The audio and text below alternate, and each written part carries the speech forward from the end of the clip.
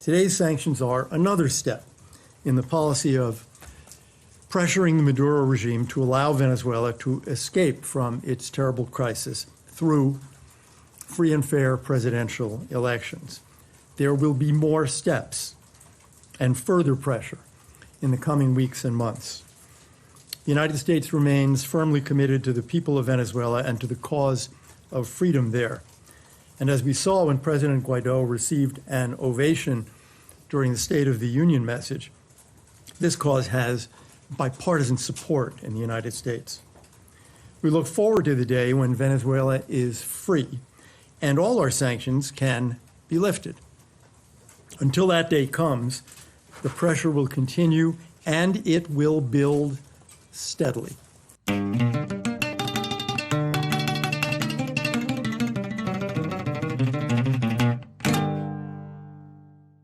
During the Trump administration, many liberals were fond of saying that cruelty was the point of his policies. A framing that gave them comfort, an effort to convince themselves that they were different.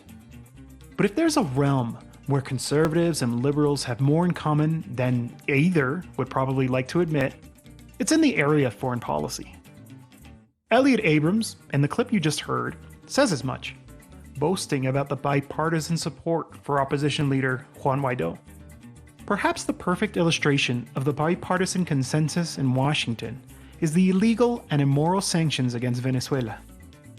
When it comes to sanctions, suffering is the point, as Venezuelan Vice President Delcy Rodriguez recently said. They do not care about the suffering they have caused the Venezuelan people. They don't care. They admit it. If we have to harm children, we'll harm them. Women, men, seniors, the whole civilian population. It doesn't matter. Their aim was to not recognize the will of the Venezuelan people that legitimately re-elected, in electoral process, President Nicolás Maduro. They have a political objective, to oust a government that is not aligned with their interests, that is not subservient to its mandates, its orders, a government that could not be extorted. And that is why they went after the civilian population. That is why they commit crimes against humanity. Welcome to the Venezuelanalysis podcast. I'm your host, José Luis Granados Ceja. The Venezuelanalysis podcast brings independent, on-the-ground, English-language coverage of Venezuela and the Bolivarian Process. You'll hear news and in-depth analysis about the country, as well as coverage of leftist and grassroots forces. In the inaugural episode of this new edition of the podcast, we will look at the impact of US-led sanctions on Venezuela. On today's program, we're honored to feature Alena Douhan. She is the United Nations Special Rapporteur on the negative impact of unilateral coercive measures on the enjoyment of human rights. She is a professor of international law at the Belarusian State University in Belarus and the director of the Peace Research Center. But first, a conversation between Venezuelanalysis editor Ricardo Vaz and I about the media coverage of Venezuela. I'm joined here today by Ricardo Vaz, who is one of the editors here at the team with Venezuelanalysis. And Ricardo is an excellent colleague to work with and is responsible for those Twitter threads you've probably seen on our account talking about some of the grave mistakes that mainstream media outlets commit when they're covering Venezuela and the situation in the country. Ricardo, right now, there seems to be a lot of attention precisely on how the media is responding to U.S. imperialism. And I say that because of the situation in Afghanistan. The media largely ignored Afghanistan for the 20 years that the country was under U.S. occupation, but all of a sudden now there's lots of scrutiny that perhaps we wish we would have seen earlier. But it speaks to something. It speaks to the issue of how mainstream corporate media outlets, particularly in the United States, cover countries where the United States is engaged in imperial efforts at regime change, some more deliberately militaristic, like we saw in Afghanistan, but obviously also in the case of Venezuela. So what do you think about the way that media coverage in general has handled the issue of Venezuela, and in particular with this transition from the Trump administration to the Biden administration? Hey, José Luis. Yes, I'm guilty as charged of most of our Twitter content, and especially the hard takes, really taking to task the corporate media coverage. But I think you make a great point. I think we usually say that the corporate media in the United States, just to focus on that, they aren't very eager to speak truth to power, right? And we saw a slight change when it came to the Trump administration, where perhaps it was something so outrageous that even corporate journalists felt like they had to challenge it somehow. But that did not extend to foreign policy. So sometimes you even had this absurd perspective that Trump was not imperialistic enough on foreign policy. Of course, it was more a matter of form than substance, because all the imperial adventures, to put it mildly, continued or even expanded. And Venezuela is a significant case in point, because the aggression, regime change was always a goal. From the moment when Chavez arrived and it was clear that he was not going to be just another US puppet, Washington was immediately hell-bent on regime change. And we saw overt coup attempts like in 2002, and then it transitioned to more subtle attempts to oust the government. And then after Chavez's death, that really went into overdrive, and it slowly ramped up. And there was this infamous Obama decree that declared Venezuela an unusual and extraordinary threat to US national security.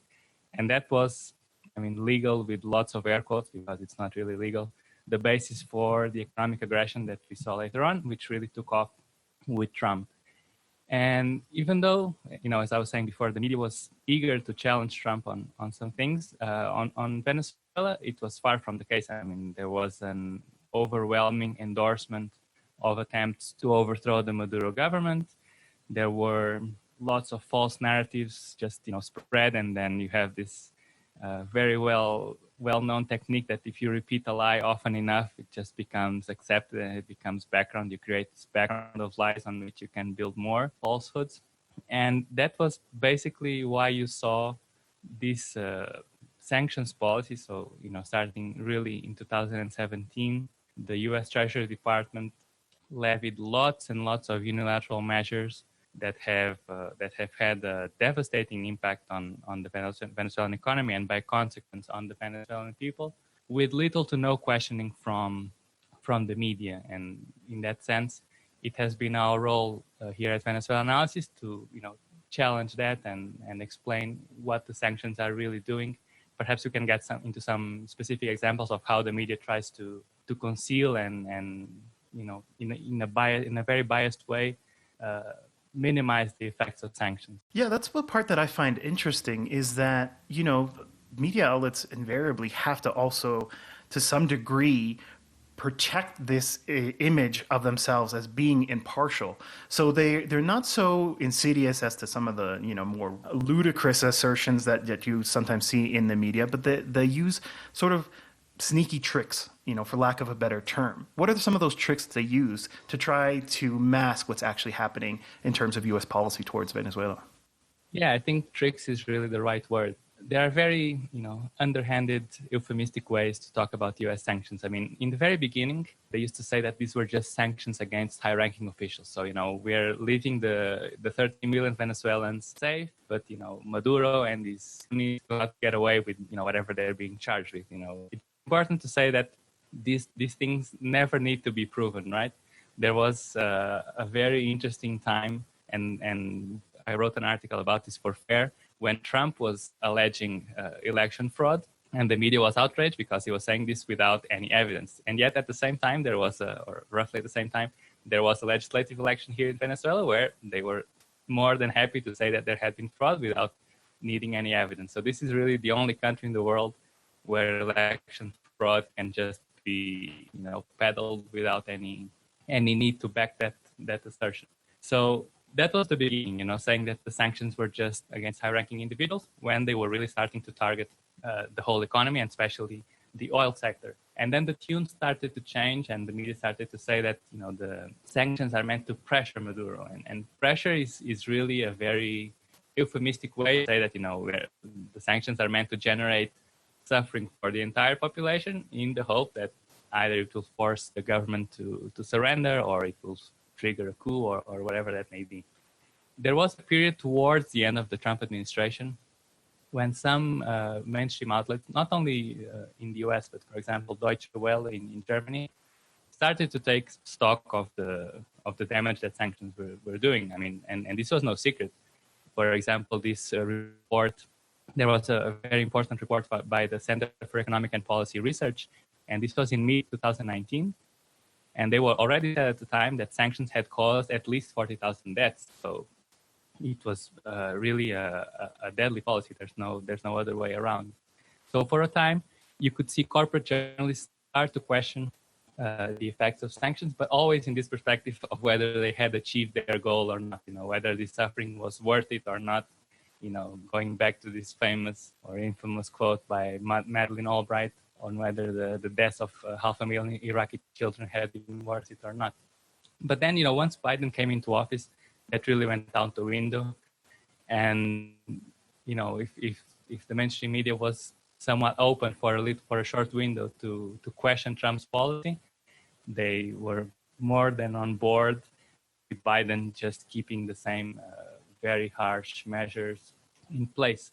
And perhaps one of the most striking examples that we saw recently was, I believe, by Reuters, where they said that sanctions were meant to cut off cash flow to Maduro. So here you have a policy that has caused tens of thousands of deaths, causes tens of billions of losses a year, and somehow corporate journalists find a way to describe it as if it's cutting your kid's allowance, right? Something so trivial to describe something that's so wide-reaching. Yeah, and I wonder what we can say about this situation when this has real consequences for people, right? And, it seems like I'm thinking about the situation that happened around the Venezuela aid concert in Cucuta. I remember watching those events take place live, and I remember watching the infamous scene of the so-called humanitarian aid being lit on fire, and watching as the opposition, as they often do, utilize the kinds of confrontational tactics in their street demonstrations that they have the propensity to use. And so I immediately jumped to the conclusion. I was like, if those trucks are burning, it's the Molotov cocktails that they launched. But obviously that wasn't the narrative that came out of the experience that day. And, it was used as a propaganda campaign by the U.S. government to say, look at this monster who burns humanitarian aid. Obviously, many months down the road, the truth came out, the truth that we knew was there all along, that it was actually the opposition activists who had inadvertently lit one of the trucks on fire. And so that contrition from outlets like the New York Times, for example, did come, but it came too late. And I'm wondering in the case of the situation with Venezuela, for example, I'm shocked that most people don't know that only the UN Security Council is the one who can legally implement sanctions, right? When the US implements these unilateral sanctions, they're illegal by definition. But that kind of reporting doesn't come out in time. Do you think are we going to find ourselves in a situation like we are now with respect to Afghanistan in terms of the contrition from media outlets, the scrutiny coming too late? Yeah, I think that's the example that you're mentioning is very useful, right? I mean, if there's a fire, perhaps people handling Molotov cocktails would be the obvious place to start, and the same thing with sanctions. If there's wide-reaching economic destruction, perhaps examine that sanctions are, if not the main cause behind it, at least something that has seriously aggravated an economic crisis. And as many economists and experts have pointed out, not only did it seriously aggravate it, but it also shut the door on any attempts to turn the situation around. And I think the point that you make about sanctions being illegal is actually the source of another very useful corporate media trick, which is that they refer to sanctions when they want to talk about the negative effects by using what I call the Maduro says trick. So basically, they spend half the article demonizing Maduro, and then they say, oh, well, Maduro called sanctions illegal and blame them for the economic woes, right? So this demonized figure that we've called a dictator, and we've said he's responsible for election fraud and human rights abuses, never mind that we don't ever need to prove that. now the illegal nature of sanctions and their consequence is just his opinion. So that's a very sophisticated way for the corporate media to try and shift the responsibility away. And I'm not sure if we'll ever see real contrition from the media. I mean, if we look at other examples of US foreign policy, I don't think that there's ever really a holding people to account on their responsibilities. I think it's more likely that the future coverage will be on the fact that US policy failed to topple the Bolivarian Revolution, at least so far, and let's hope it continues like that, and not so much as to the consequences of what the US was trying to do in trying to achieve that goal. And here's another thing that I find really impressive. You know, we've been producing these new infographics, and they've been doing extraordinarily well. People are obviously thirsty for accurate information. Tell us a little bit more about some of the thinking that behind producing this information and how you feel about the reaction of people, of our audience, to some of the content that we're producing to try to actually give that fair coverage of Venezuela. Yeah, it's a very good point. We're also very happy at how they turned out and how they did on social media and the reception that they had. I think our reasoning was that, you know, these measures have been in place for a while now, and they've had very serious consequences. But there haven't been many pieces that really explain them in a simple way. And perhaps I could also levy a criticism against the Venezuelan government and the Foreign Office in particular. I don't think they've been very successful in explaining sanctions to the solidarity movement. There's a bit of a one-size-fits-all policy where, you know, sanctions are talked in a very abstract way and as a kind of an explanation for everything that's wrong without too many efforts to really, you know, distinguish the different measures and what impact they have. So that was basically what we were looking for. So the first infographic, just to make a quick description, was kind of an overall explanation of the US blockade, you know, the different sectors of the economy that it has affected, you know, from banking to mining to the oil sector, of course. And then some of the consequences. That's another issue, which is that it's very hard to measure the impact that it's having on the ground. And again, I don't want to be too critical of the government, but there's been a shortage of data in the recent past. So it makes it very hard to measure the consequence of the US blockade, even though we can kind of extrapolate from what we know. And then we had the second infographic just dedicated to the oil sanctions. And I mean, it was no secret, not just for us, but also for US policymakers. They openly confessed that they really needed to target the oil sector because it's the main source of revenue for the Venezuelan state. So we really detailed all the measures that were put in place, you know, from the first financial sanctions in mid-2017, the oil embargo in January 2019, and then everything that followed, you know, including secondary sanctions. Imagine that if we're talking about legality, the U.S. Treasury Department somehow has the authority to, you know, levy sanctions against a Russian company for buying Venezuelan oil. You know, where's the legality in that? And of course, you know, as these measures are put in place, there's a very clear parallel in terms of Venezuela's oil output, which is going down and down, and it hits historic lows in the second half of last year before a very modest recovery. So basically, you know, to summarize, our idea was to have some compact pieces which allow people to have a first approach to US measures and their consequences. And the reception has been very good so far. We're starting to see these pieces circulate independently, and we very much hope that there's some signs that the tide is changing in terms of the public opinion against sanctions, and we hope this will be kind of ammunition to really convince the public that this has been not just a disastrous policy, but a policy that has had very deadly consequences for the Venezuelan population, and thus it needs to be opposed with, you know, all efforts. Yeah, I think that's the perfect point to end our quick little chat on.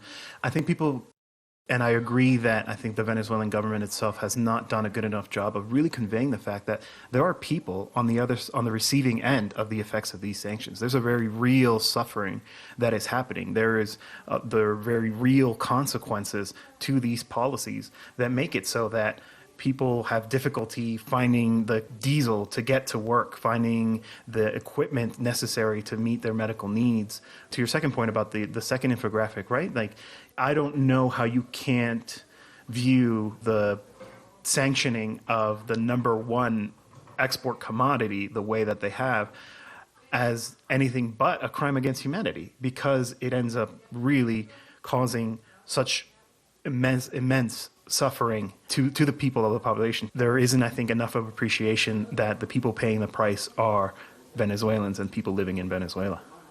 Yeah, absolutely. And it has a bit of a snowball effect, right? Because if you target the oil industry, then there's less money in general. If there's less money for food imports in turn are more expensive because of sanctions. So there's hardly any aspect of Venezuelan day-to-day life that has been untouched by US sanctions. And I think that's really important that people outside understand it.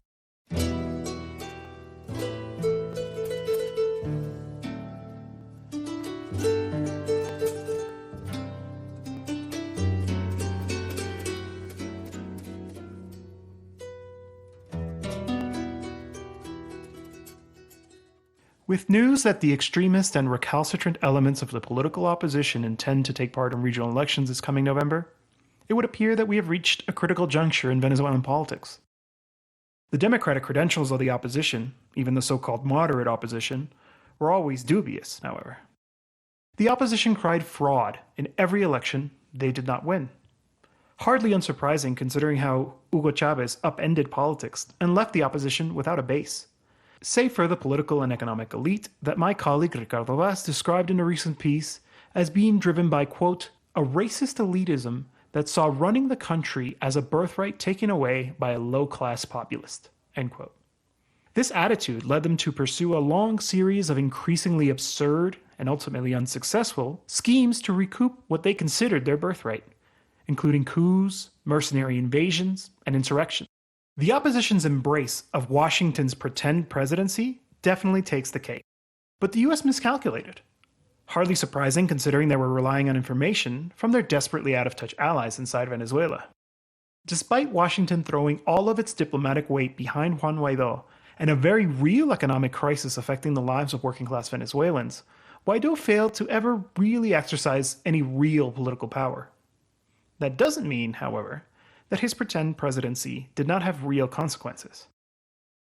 Although sanctions were first imposed by Barack Obama, and it is worth emphasizing again the bipartisan consensus in Washington concerning regime change in Venezuela, the punishing sanctions on the country's oil industry came under Donald Trump, and were made possible thanks to the maximum pressure campaign to force Maduro out by any means necessary. I want to pause to emphasize what the somewhat innocuous-sounding maximum pressure meant in real terms.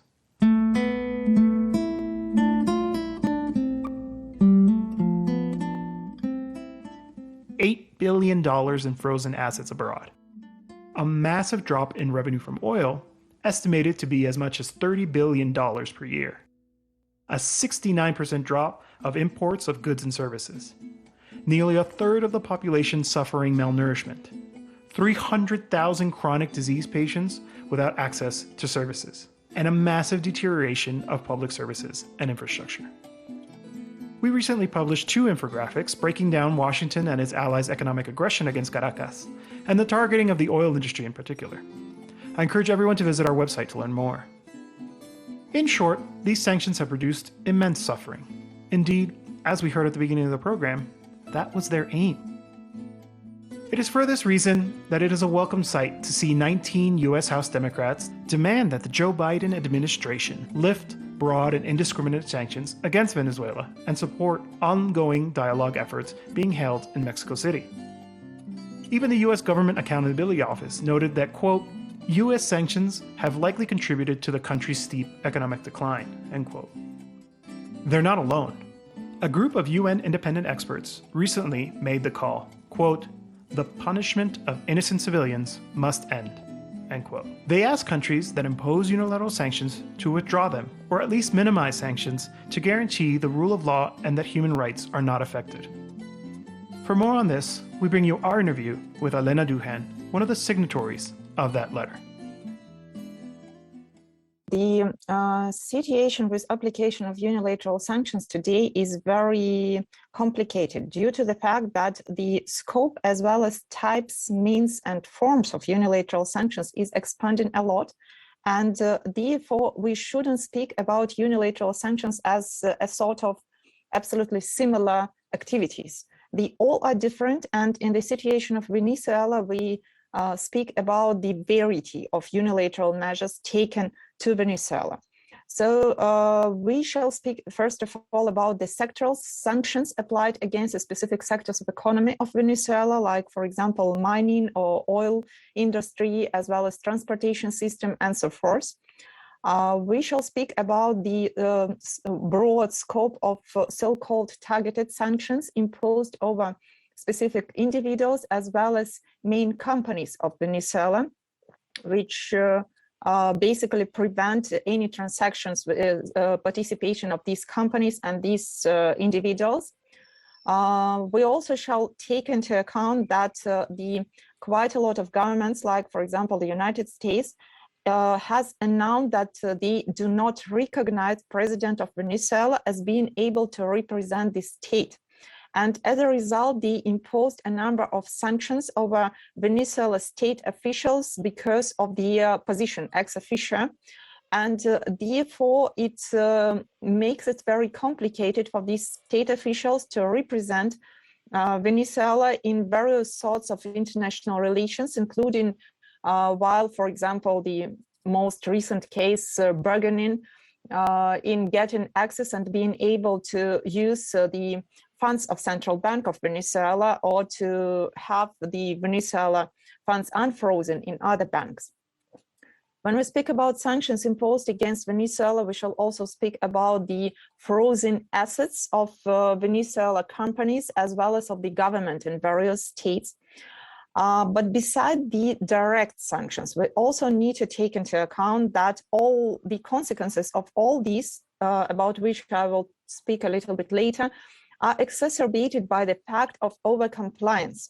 That basically means that the companies as well as governments are usually very much afraid of doing business with any Venezuela company, not only those which are directly targeted, or not only those which are from the sectors of economy under sanctions, but any company as well as any individual of Venezuelan nationality, because of the fear that they may have probably will violate one or another sanctions regime, because the scope of sanctions is very expanded and it's very complicated to follow up every specific individual. I'd like to revisit this point that you made when you mentioned overcompliance. So, as you know, at the beginning of the pandemic, the effects of sanctions became a topic of debate, precisely because experts were calling on world powers to lift sanctions so that countries could respond to the global health emergency.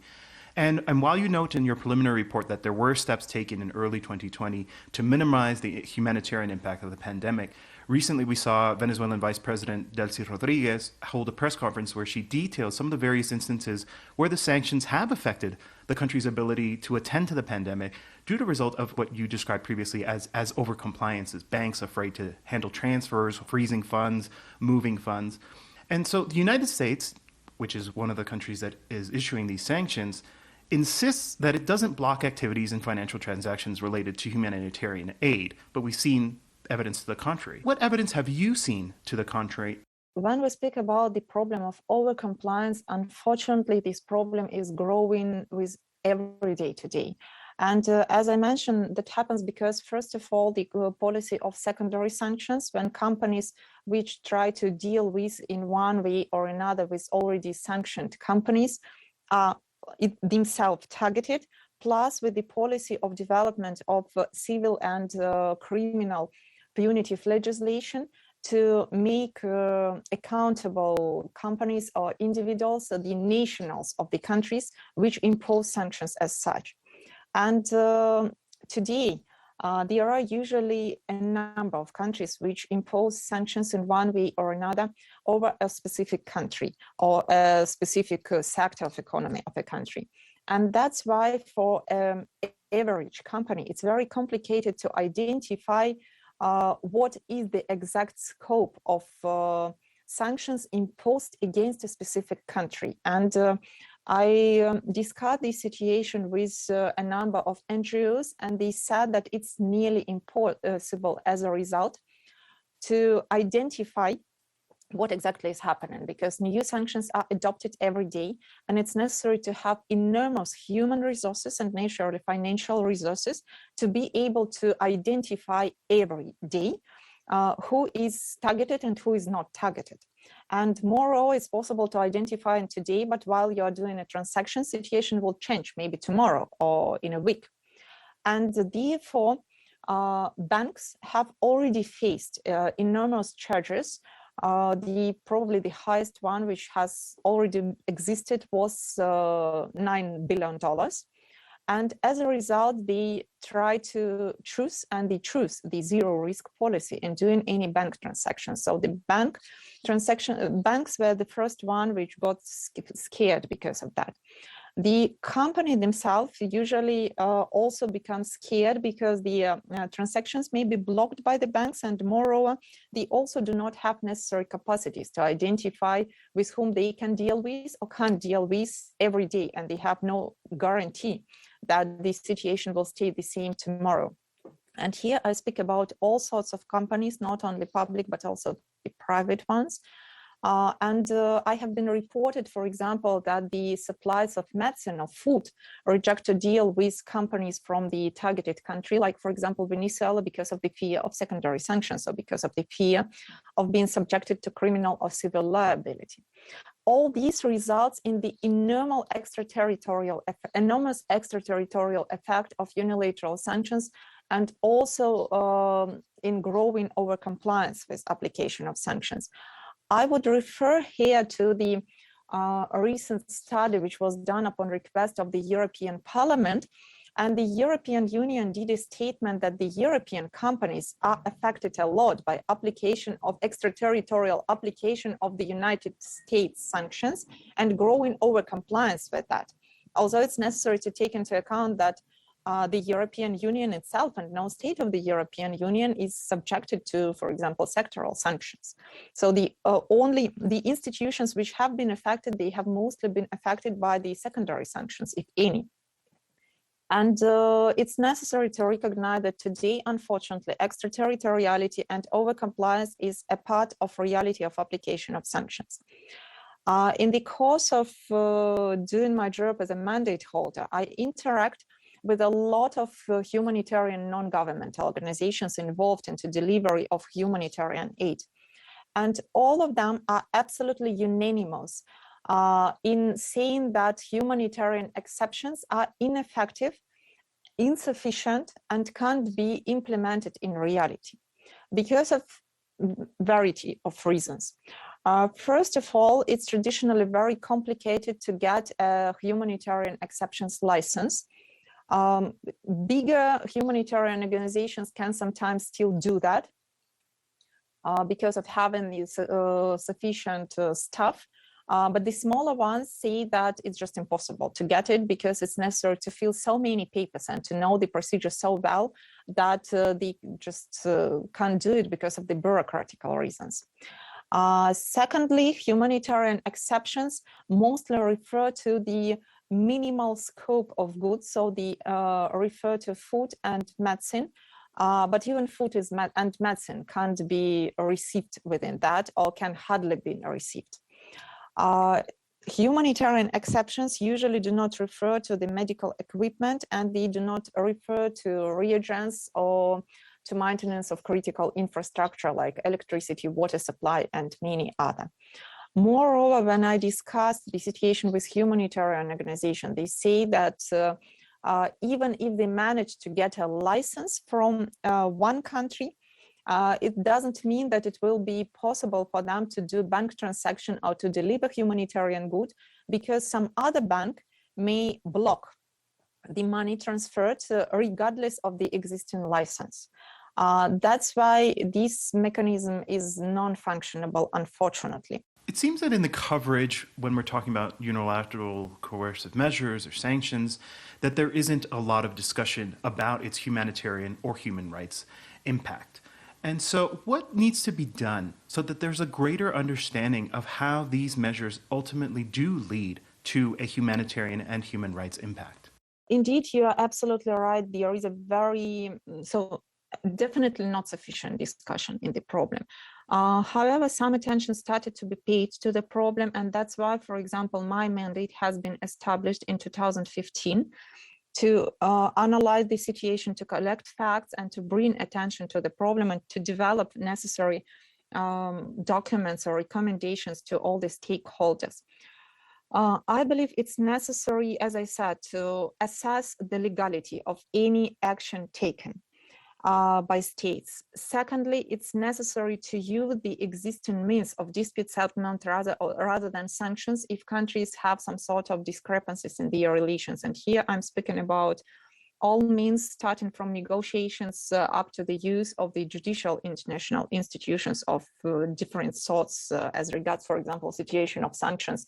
I speak about treaty bodies of the United Nations, original treaty bodies. I speak about the WTO dispute settlement mechanism, International Court of Justice, and many other institutions which can be used and which we established in order to settle these disputes in a peaceful way. Naturally, the important point is the observance of the rule of law and adherence to the rule of law. I always call states to move from political discussion to the humanitarian assessment and assessment of legality. Upon my opinion, in the existing situation, naturally, upon my opinion, unfortunately, unilateral sanctions won't disappear in one moment. However, I believe it's necessary to pay attention to the consequences of unilateral sanctions for nearly all institutions of the United Nations.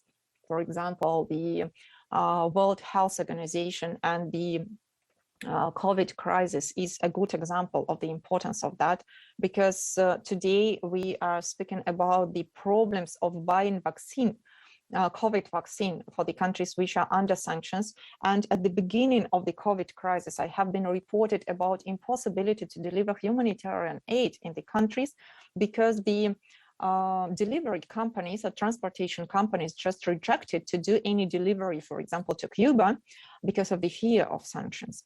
And I can list a number of other institutions which, upon my opinion, shall pay attention to both the activity of governments and the impact of unilateral sanctions.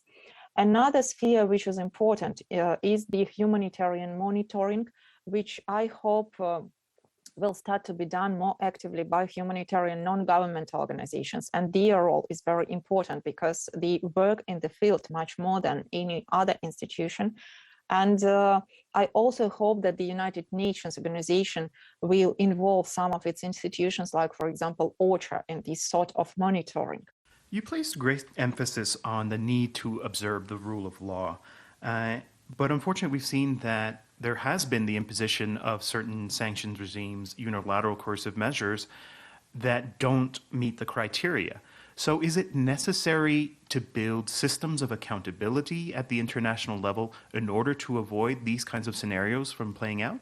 Unfortunately, you are right. And as I have mentioned, the majority of unilateral sanctions applied do not fit the criteria of international law. We need to take into account when we speak about the international accountability that it may diverse a lot. That basically means that we already have some instruments available.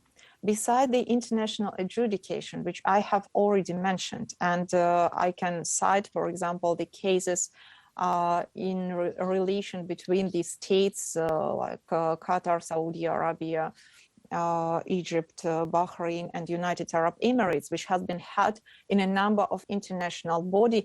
And happily, after having that, or in the course of that, countries started to negotiate, and they found a solution for the problem, and they have signed the Al-Ula Declaration in January 2021. I believe that's a wonderful, I would say, pioneering example, when countries used some means of adjudication and started to find for the peaceful solution by their own, that resulted in the enormous improve of the situation, and the sanctions have been withdrawn.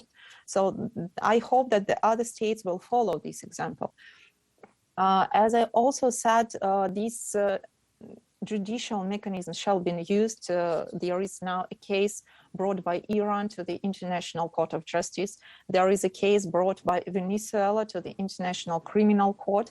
There are a number of cases brought to the European Court of Justice and European Court of Human Rights. And I hope that the number of cases will increase, because the reputation and status of these judicial institutions is very important. As for the accountability, another accountability mechanism is making the processes and problems visible. That's why, for example, I try to deal with individual cases and to forward communications to the countries which apply unilateral measures. And all the communications, as well as the responses of states, can be found at the webpage of the mandate.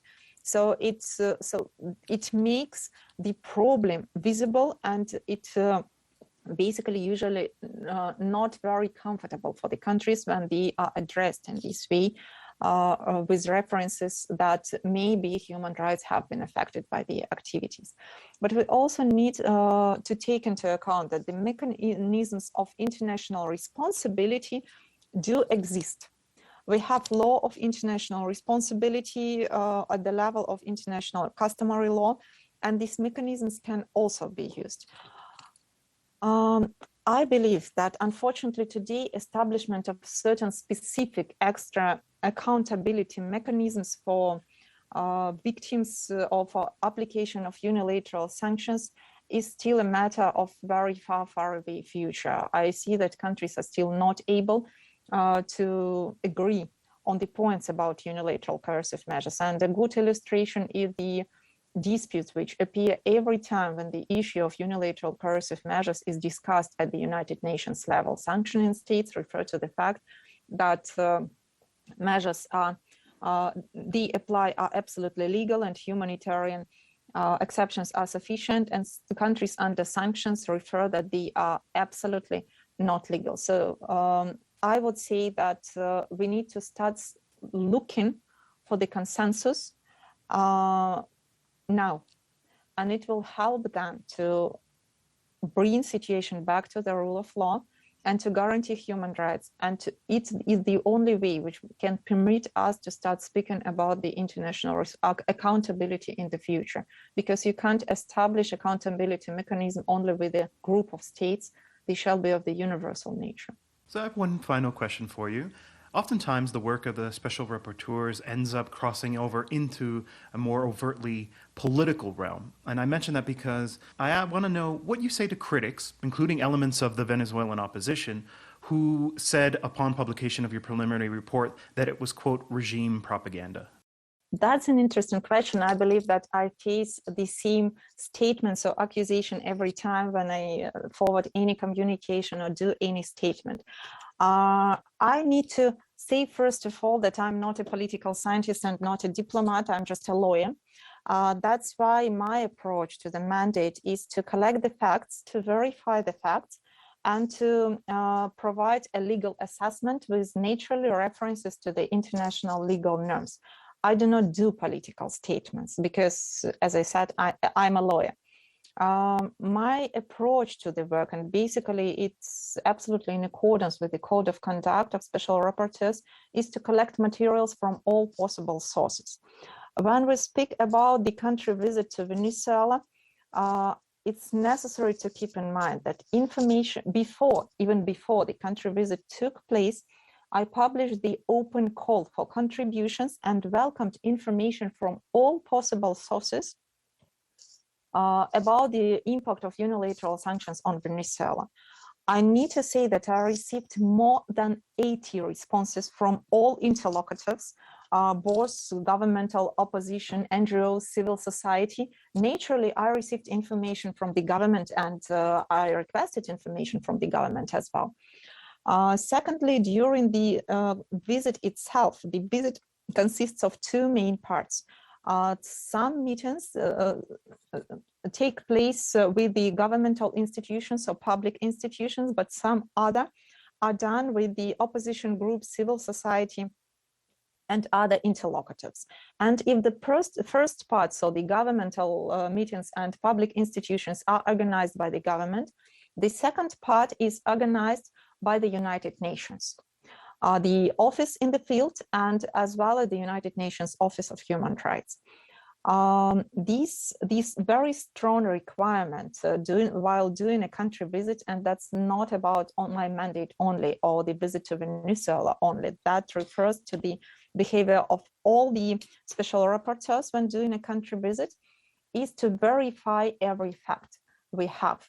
And I need to mention that I met various opposition groups while visiting Venezuela, and some of them have published tweets immediately after our meeting took place.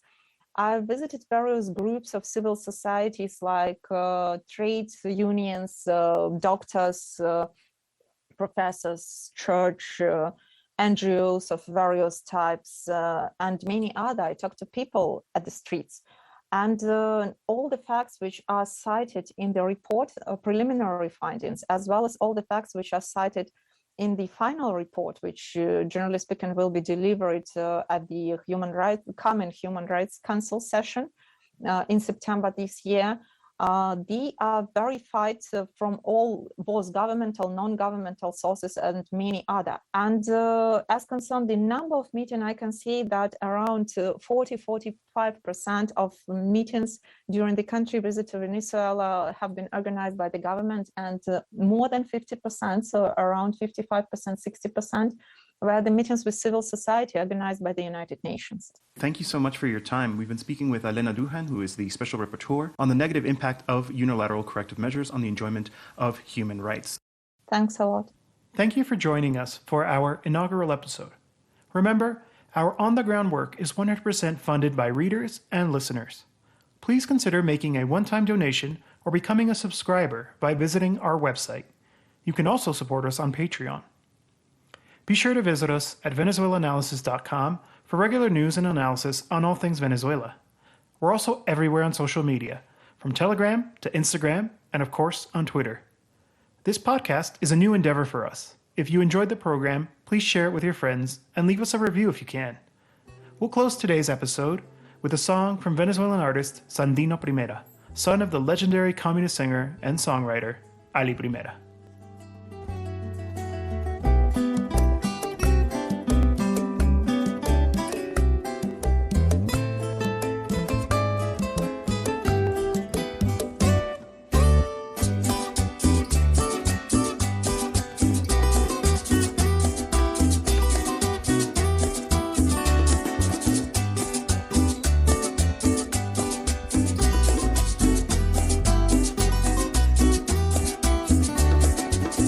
Como quisiera olvidarte, pero estás conmigo y me persigue a todas partes. Te veo en cada masacre, en todos los ríos contaminados, en el desastre. Te veo siempre en el hambre, eres incapaz de arreglar lo que causaste. Te veo llorando y sin luces, la gente sufriendo dependiendo de lo que no produce.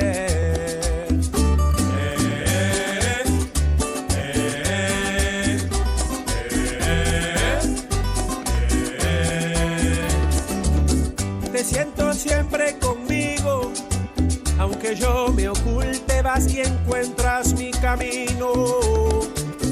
Capitalismo, yo soy tu hijo, pero ya no puedo quedarme a tu lado tranquilo. Dominas en las alturas, dominas en la tierra, a la gente y las culturas. Y a todos nos echas la culpa, por fuera te maquillan, te embellecen, pero por dentro eres modelo de ultratumba.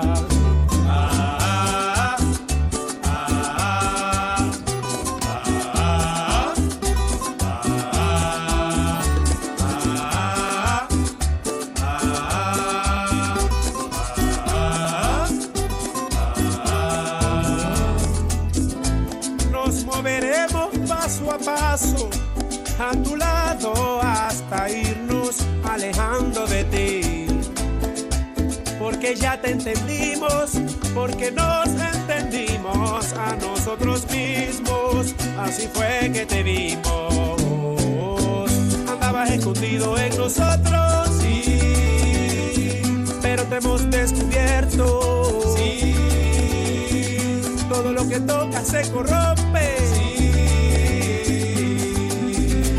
El deporte se corrompe, la salud se corrompe, el conocimiento se corrompe, las leyes se corrompen, los gobiernos se corrompen, las iglesias se corrompen, la comuna se corrompe, el arte se corrompe, la gente se corrompe, ya que todo lo corrompes, a nosotros nos corrompes y somos nosotros, sí, no te vas a esconder,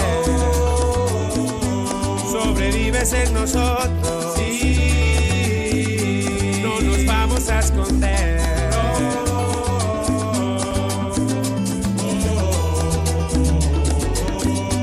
Sin sentirnos culpables, sin caer en chantaje,